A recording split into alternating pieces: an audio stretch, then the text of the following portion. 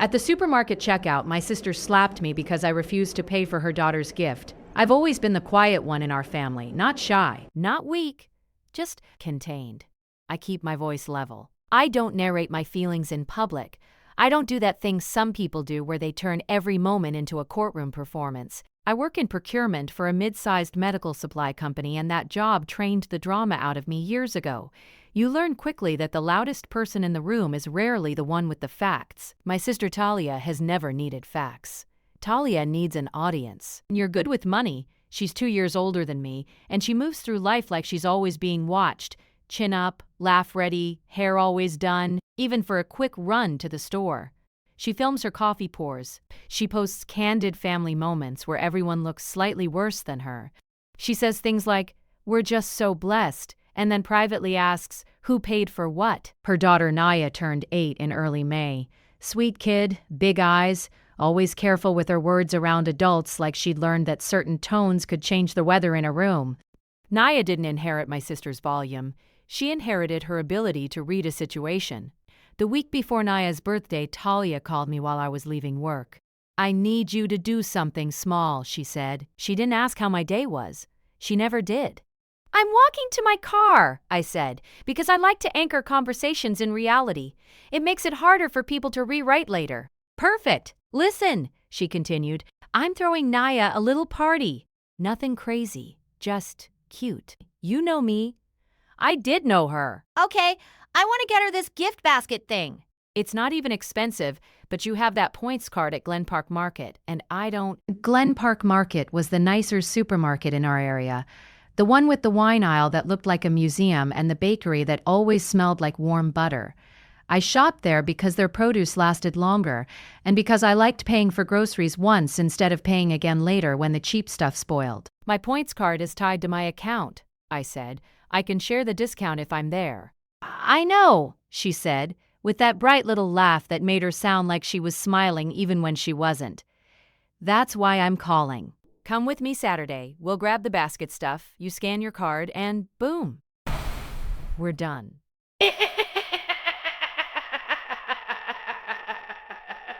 Saturday was the one day I kept relatively open, mostly for errands in the gym. I didn't want to spend my morning in a supermarket with my sister performing motherhood for strangers. But small favors are never small in my family. "They're entrance fees." "Fine," I said. "Bedtime." 10, she said instantly, like she'd already decided and just needed my voice recorded on the call. I heard Naya in the background asking something in a quiet voice. "Tell her Auntie Mara is coming," Talia called out, loud enough for me to hear. "She's going to help us pick something amazing." She came back to the phone and lowered her voice like she was sharing a secret. "And Mara, just so you know, don't be weird about money in front of Naya. She's sensitive." I stared at my windshield in the parking lot, keys in hand. "Don't be weird about money," I repeated. "You know what I mean," she said. "Like, don't make it a thing. We're family." There it was. Not a request. "A warning! We'll get the items," I said. "I'll scan my card. You pay." "That's what we're doing." There was a pause. It was brief, but I heard the shift, the part of her brain that adjusted strategy. Yeah, she said. "Of course." That's what I meant. Saturday morning, I arrived at Glen Park Market at 9:58. I parked in the far end because I don't like door dings, and I walked in with a list I'd made the night before, my groceries. I wasn't going to let her errand hijack mine completely. Talia was already there, near the floral section, leaning over a display of peonies like she was in a perfume commercial. Naya stood beside her, holding a small pink basket with both hands, eyes moving from the flowers to me and back. Talia looked up and smiled wide. "There she is," she said. "Volume set for a radius of 10 feet. Auntie Mara, the responsible one." Naya smiled, small and careful. I knelt a little to Naya's level. "Happy almost birthday, kiddo." "Thank you," she said. Talia straightened and touched her hair. "Okay, we're gonna make her gift basket so cute." I'm thinking craft stuff, some bath bombs, candy, maybe one of those little bracelets. Naya's eyes flickered toward Talia's phone. It was already in her hand, camera pointed down like she might start recording at any moment. I didn't comment. I pushed my cart forward. We moved through the store, and for the first 10 minutes, it was normal enough. Talia tossed things into the cart with that casual speed some people use to avoid looking at price tags. Glitter pens, a limited edition chocolate set, a small plush toy, a scented candle she claimed was for the basket, but kept smelling like she was auditioning for a spa brochure. I watched her choose things that looked good, not necessarily things an 8-year-old would use. Packaging mattered more than practicality. I added my items separately in the child seat section: oatmeal, chicken, spinach, oranges. Quiet things, necessary things. Every few aisles, Talia made a comment aimed at Naya but meant for me. See, Naya? Some people are just naturally good with money. Your aunt's always been the stable one. Mara's not like me. She doesn't like to have fun. The tone was playful. The meaning wasn't. I let it slide, because I'd learned that correcting Talia in public only made her dig in deeper. She didn't respond to logic. She responded to social pressure. And social pressure required an audience. When we got to the gift section near the front, where they sold seasonal items and toys, Talia's eyes sharpened, like she'd been waiting for this part. "Oh," she said, reaching toward a shelf. "There it is." It was a box dollhouse set, not huge, but nice. The kind with little furniture pieces and clean graphic design. The price tag under it read $89.99. Naya's eyes widened. She didn't reach for it. She just looked. Talia lifted the box and held it up. "Naya's been obsessed with this," Talia said a little too loud. "Haven't you, baby?" Naya hesitated. "It's really pretty?" "It's her birthday," Talia said. Like that explained everything. She turned to me with the box in her hands. "This is the main gift. The basket is just cute extras. My cart was half full with my groceries. Her cart was now mostly gifts," I said evenly. "That's expensive." Talia laughed like I'd told a joke. "Don't start," she said. "It's not expensive, it's quality." I looked at the price again, just to ground myself. $89.99. "I'm not paying for that," I said, calm. "Not sharp, just factual." Her smile held for half a second too long. "Oh my God," she said, still laughing. "Still performing!" "Mara, it's for your niece. She's your daughter," I said. "You asked me to come so I could scan my points card. You didn't ask me to buy the gift." Talia's laughter stopped. Her eyes tightened, then softened again like she was switching masks. "Okay," she said slowly. "But if you're making it a thing in front of her, that's really—" "I'm not making it a thing," I said. "I'm saying no." Naya stood still, gripping the pink basket, eyes lowered now.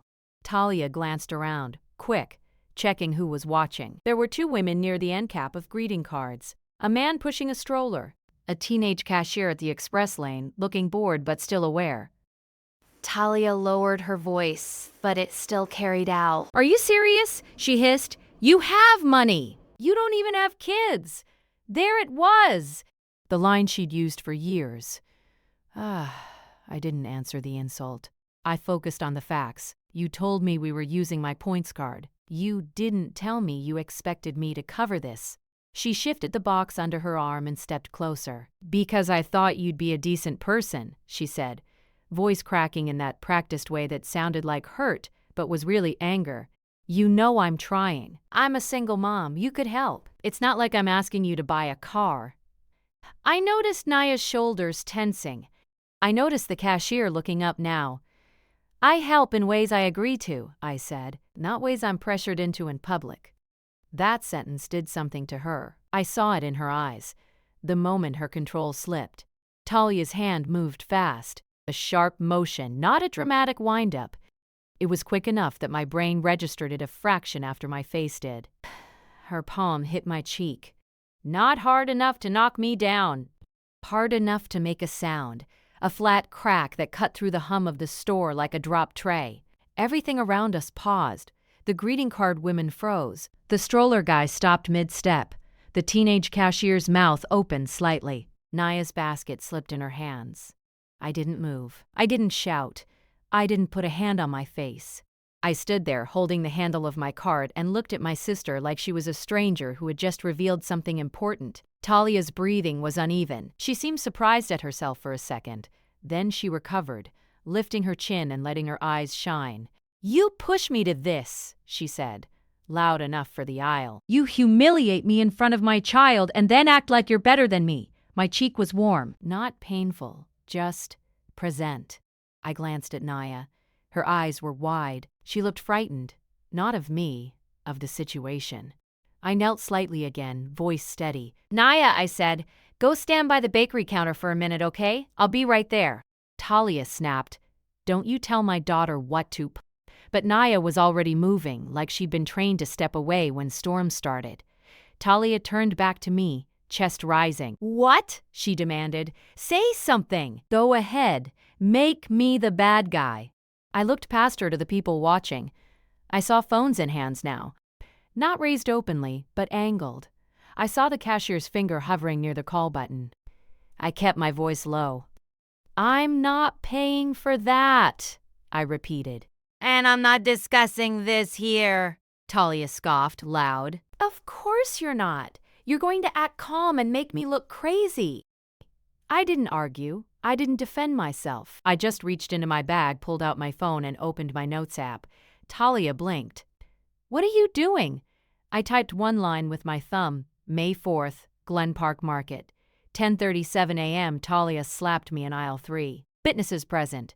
Then I tapped the camera icon and took a clear photo of my cheek. "No drama, just documentation." Talia's expression shifted again. Confusion first, then anger edged with something else. "Are you recording me?" she snapped. "No," I said. "I'm taking notes." I pushed my cart forward, not toward the checkout, but toward the customer service desk near the front, slow, steady, like my body wasn't reacting, even if my skin was. Talia followed beside me, voice rising again. "You're unbelievable. You really want to ruin your niece's birthday over a gift?" I kept walking, my cheek still warm. My hands still steady on the cart handle. And in my head, a calm thought formed, simple as a receipt printing. If she was willing to hit me in public over money, then this wasn't about a dollhouse. This was about a pattern I'd been ignoring for years. I didn't need to expose her today. Not yet. I needed to see how far she'd go when she thought she'd gotten away with it. And I needed proof that wouldn't depend on anyone's memory. At the customer service desk, the manager looked up as I approached. "Hi," I said, voice even. "I'd like to report an incident that just happened in aisle 3. Talia's eyes widened. "Mara," she warned softly, "don't." I didn't look at her. I looked at the manager, and I chose silence over reaction, because I knew the next step wasn't arguing. It was documenting. It was timing. It was letting her keep talking until she gave me everything I needed. Behind me, Talia inhaled sharply like she was about to say something that couldn't be taken back. And I let her. The store manager's name tag read, Daniel, mid-40s, tired eyes. The kind of man who'd seen enough public scenes to know when one wasn't going to end quickly. "I was assaulted," I said calmly. "By my sister." I didn't point. I didn't raise my voice. I didn't embellish. Daniel's eyes flicked to Talia, then back to me. "Ma'am, are you injured?" My cheek was struck with an open hand, I said.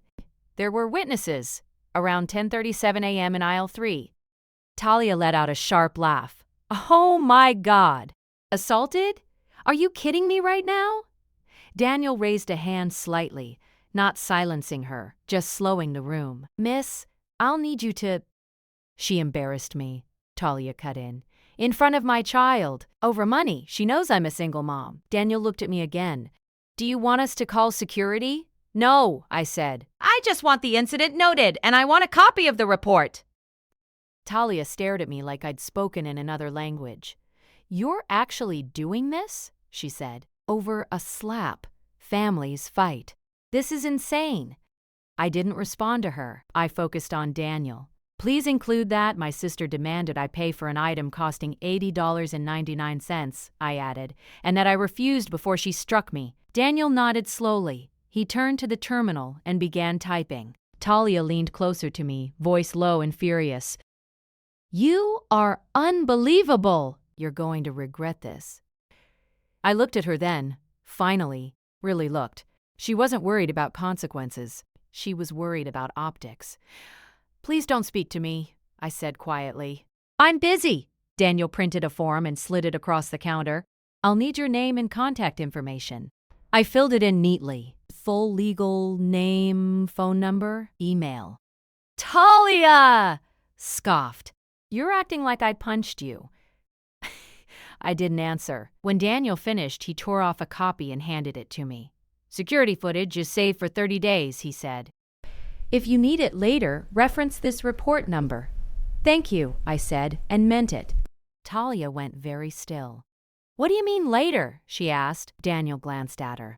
Ma'am, I'm going to have to ask you to leave the store. What? She snapped. She started this. I didn't, I said, still calm. I declined to make a purchase. Daniel didn't argue. He just repeated himself. Please! Talia turned red. Not embarrassed, angry. She grabbed the dollhouse box from her cart and shoved it back onto the shelf hard enough to knock over a display of stuffed animals. Come on, Naya, she barked.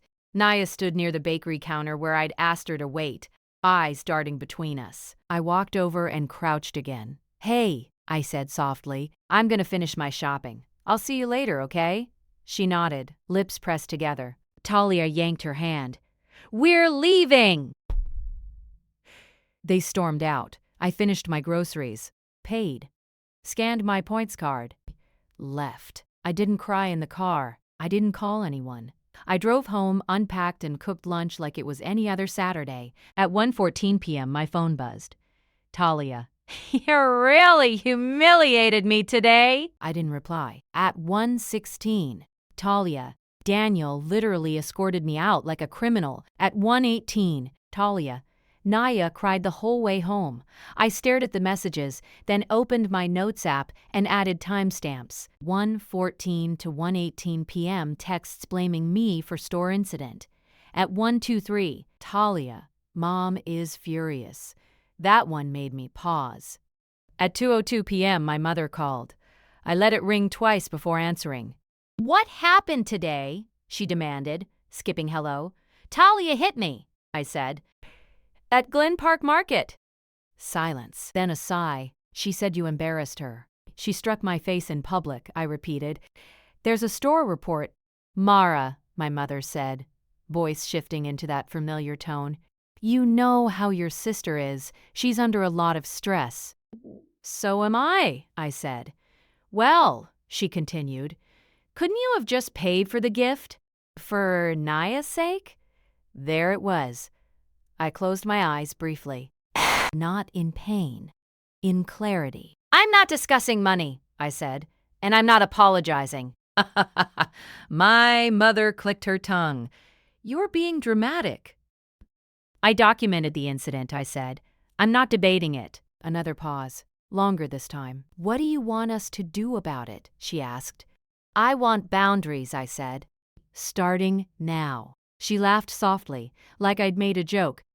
We'll talk later, she said, and hung up. I added another line to my notes.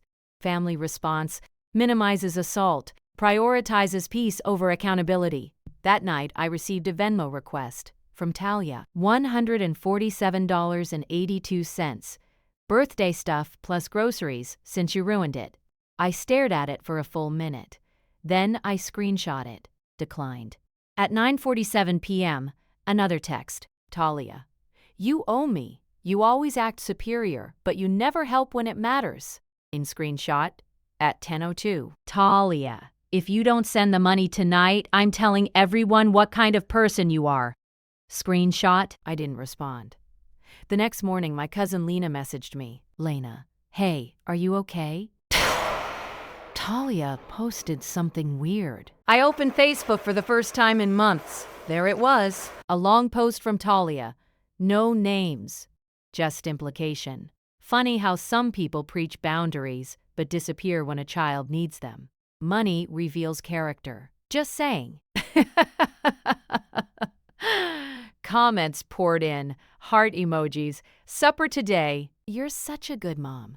Family should show up. You're doing your best. I scrolled calmly. Then I opened my laptop. I created a folder titled May Incident. Inside it, I saved photos of my cheek from multiple angles, timestamped. The Glen Park Market Incident Report PDF Daniel emailed me after I followed up.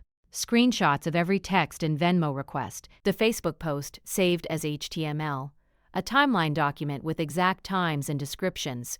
I didn't post. I didn't comment.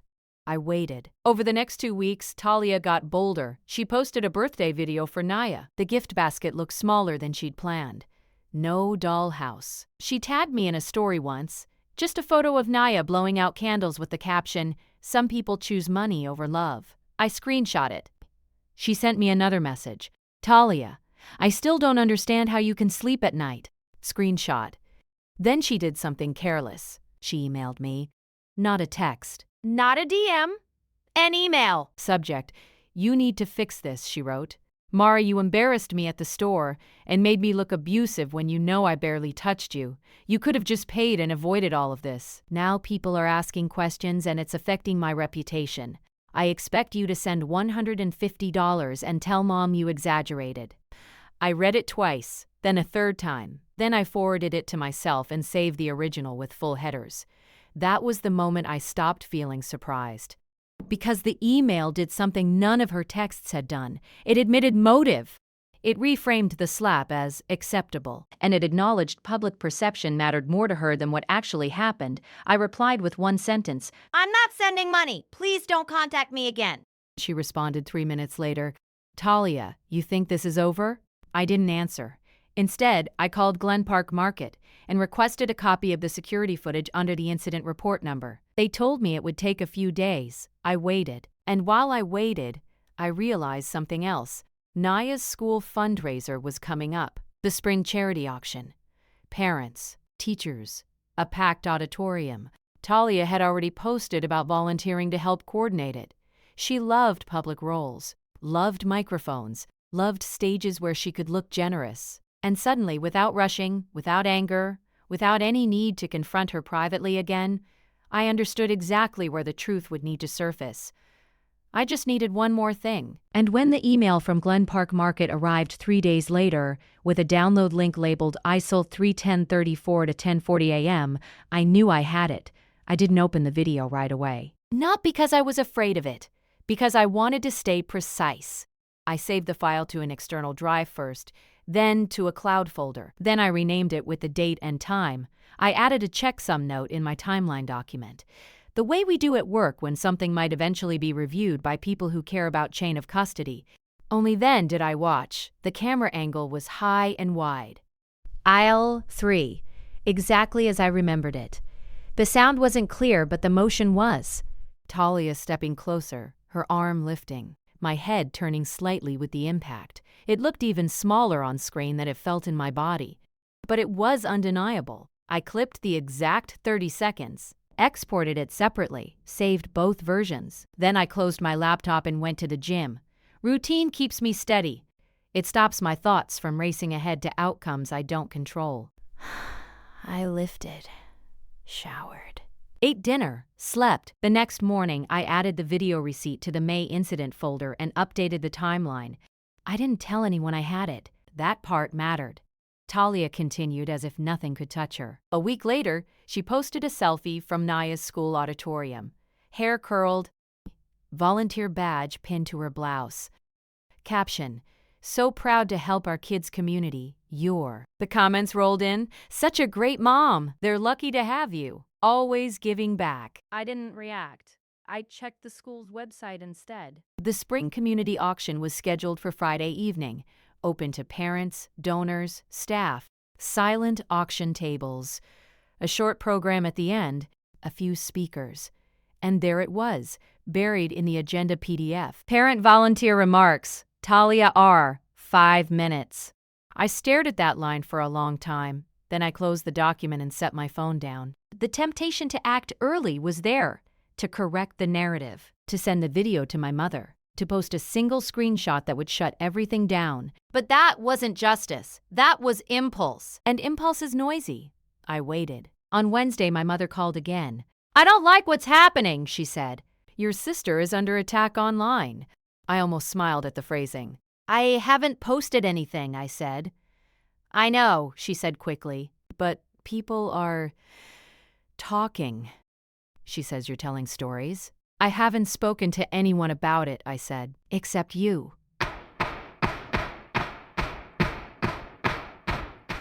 You're good with money. Except you? Another pause. You're really going to let this tear the family apart? My mother asked. I looked at my calendar while she spoke. Friday circled in blue. I'm letting the truth exist, I said. What it does is up to everyone else. My mother exhaled. You've always been so stubborn. I didn't correct her. Thursday night, I received an email from the school's Parent-Teacher Association. Subject, auction attendance confirmation. I had forgotten I'd bought a ticket weeks earlier. Before any of this happened, I'd planned to support the school because Naya went there. Because it mattered to her. I hadn't canceled, I replied. Confirmed. That night, Talia texted me for the first time in days. Talia, are you coming tomorrow? I waited an hour before responding. Yes! 3 dots appeared, disappeared, appeared again. Talia, good. We should talk. I set my phone face down. Friday evening, the auditorium buzzed with low conversation and the clink of donated wine glasses. Baskets lined the walls, gift certificates, local business vouchers, smiling parents in semi-formal clothes. I arrived early! Sat near the aisle, not the front row, close enough to see, far enough to leave quietly if needed. I'd printed copies of my timeline, not to hand out, just to have. My bag felt heavier with the folder inside it, even though it wasn't. Talia stood near the stage, laughing with the principal. Confident, at ease. She hadn't seen me yet. When she did, her smile flickered, but only for a second. She walked over, heels clicking, posture straight. Hey, she said lightly. You look serious. I'm listening tonight, I said. Her eyes narrowed slightly. This isn't the place. I agree, I said. That's why I haven't said anything. She studied my face, searching for something. Anger. Guilt? Cracks. She found none. The program began. Bids were announced. Laughter, applause. Then the principal stepped up to the microphone, and now, she said, we'd like to thank one of our dedicated parent volunteers. Talia has been instrumental in organizing tonight's event. She wanted to share a few words. Applause swelled. Talia walked to the podium like she belonged there, smiling, poised. She adjusted the microphone and looked out over the crowd. Thank you, she began. This community means everything to me. As a single mom, I've learned that showing up matters more than anything. Our kids watch what we do. I didn't move. She spoke about generosity, about grace, about how family extended beyond blood. I listened carefully, not for lies, for alignment, she ended with. We all have a responsibility to treat each other with kindness, even when it's hard. Applause again. Then the principal returned. Thank you, Talia. Before we close, is there any other business? My hand rose. Not fast. Not dramatic. Just enough. The room quieted as the principal noticed. Yes, she said, surprised. I'm Mara, I said, standing. My voice carried without effort. I'm Talia's sister. I need to address a matter that involves student safety and conduct at this school. Talia turned toward me, smile frozen. The principal hesitated. Is this... I have documentation, I said, and held up a thin folder. And video. I'm happy to speak privately, but given what was just said about kindness and responsibility, this seemed appropriate. The room was completely silent now, Talia's face drained of color. Mara! She said sharply, into the microphone she hadn't stepped away from yet. Sit down. You're doing this on purpose. I am, I said. Calm. Just not for the reason you think. The principal glanced between us, then nodded once. Go ahead, briefly. I took one step forward, and before I spoke another word, I saw it in Talia's eyes. She remembered the aisle, the sound, the phones, the note I'd taken. She finally understood that this wasn't a misunderstanding. It was a record. And as I opened the folder, the screen behind the stage flickered to life, still blank, waiting for the next slide. Waiting. I didn't raise my voice. I didn't gesture. I didn't look at Talia. I looked at the principal. On May 4th at approximately 10:37 a.m., I said, My sister struck me in a public place after I declined to pay for an item she demanded I purchase. The incident occurred at Glen Park Market. There were multiple witnesses. The store filed a report. Security footage exists. A ripple moved through the room. Not gasps. A shift. People recalibrating. Talia laughed once, sharply. This is insane. I turned slightly, just enough to acknowledge her presence without engaging. I'm not making an accusation, I continued. I'm presenting documentation. I handed the principal the folder. Inside, in order, the recognized incident report from Glen Park Market, dated and signed. Printed screenshots of the text messages and Venmo request. A transcript of the email my sister sent admitting she barely touched me and demanding payment to protect her reputation. The principal flipped through the pages slowly. Her expression changed with each one. I also have video, I said. I won't play it unless necessary. Talia stepped forward, her voice rising. You set me up. You embarrassed me in front of my child. I didn't respond to her. The principal raised a hand. Talia, please. The principal looked back at me. Why are you bringing this here? Because this event centers on student well-being, I said. And because my sister chose this platform to speak about values that directly contradict her actions. Silence pressed in from every side. One of the teachers in the front row lowered her eyes. The principal closed the folder. We'll need to review this, she said carefully. But for now, I'm going to ask you, Talia, to step away from the stage. Talia's mouth opened, closed. She looked out at the audience. Parents, donors, staff. Faces that had applauded her minutes earlier now, watching with something colder than curiosity. This is a private family issue, she said, weaker now. The principal shook her head. Physical aggression is not private when it involves a parent volunteer.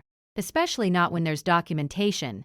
Talia's shoulders slumped just enough to show the effort it took to keep standing. She stepped back from the microphone. The principal turned to me. Thank you for bringing this forward in a composed way. We'll follow up. I nodded. That's all I needed. I sat down. The program ended shortly after. Awkward applause. Conversations that didn't quite restart. People avoided Talia's eyes as they passed her. A few whispered. One parent, someone I recognized from Naya's class, looked at me and gave a small, understanding nod. I left before Talia could reach me. Outside, the air felt cooler, cleaner. I sat in my car for a minute before starting the engine. My phone buzzed. Mom, what did you do? I typed, deleted, then typed again? I told the truth. I drove home. Over the next week, consequences unfolded without my involvement. The school emailed me requesting the video. I sent it. They acknowledged receipt. Talia was removed from the volunteer committee pending review. The principal called to confirm that Naya standing at the school would not be affected. I thanked her. My mother came by unannounced 2 days later. She stood in my kitchen, arms crossed, eyes tired. You didn't have to humiliate her like that, she said. I didn't humiliate her, I replied. I documented her actions. She's not talking to anyone, my mother said. People are judging her. People are responding to information, I said.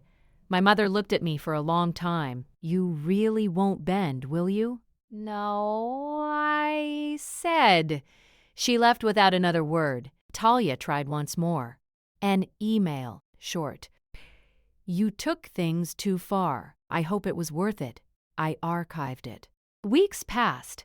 I saw Naya once, at a park, with my cousin Lena. She ran to me and hugged my waist. Auntie Mara, she said. Mom says you're busy. I am, I said gently, but I'm always glad to see you. She nodded, satisfied. I didn't correct the narrative. I didn't chase forgiveness. I adjusted my boundaries instead. No shared errands. No financial entanglements. No private conversations without written follow-up. Quiet changes, structural ones. At work, nothing changed. At home, things felt lighter. One evening as I backed up my files, I noticed the May incident folder again. I considered deleting it. I didn't. Not out of bitterness, out of respect for my own memory. I closed the laptop and sat in the quiet. Justice hadn't been loud. It hadn't required insults or revenge. It had required patience, record sad, timing, and the willingness to let people see exactly who someone was without adding anything extra. For the first time in a long while, I felt steady, not vindicated. Just finished